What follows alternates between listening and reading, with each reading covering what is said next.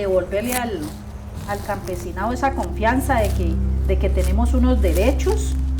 Eso va a ser un paso bastante, pero pues que tenemos que como colombianos empezar a irnos dando esa confianza, ¿no? Para nadie es un secreto que la coca es el pan coger del campesino y el indígena. Así, lo del acuerdo de paz hablaba de cambiar los cultivos ilícitos.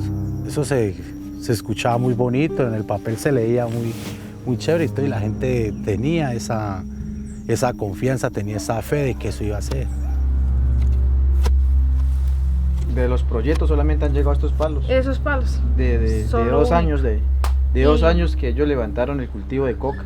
Me arrepentió tanto de haber firmado, ya ahora no vemos un futuro cierto. El gobierno nacional está llevando al campesinado a que fracase. Sí, Y que vuelva a sembrar Y coca. para allá va así con Y todo para lo allá va.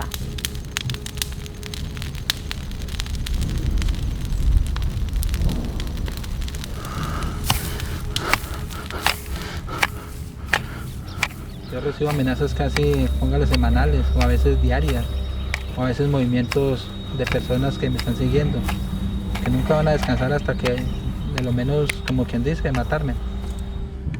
ver 3 personas armadas, vestidos de negro, detrás de la casa. Entonces, pues uno imagina lo peor. Nos toca salirnos de allá. Pues uno pues tratando de salvar la vida y la de uno y la de la familia. Los vamos a matar a todos, ratas, no estamos jugando. Les llegó la hora. Nos decepcionaron en el tema de la paz. Y lo que se viene ahora yo digo que es una guerra. La guerra es un negocio y los que toda una vida vivieron de la guerra quieren que sigan la guerra.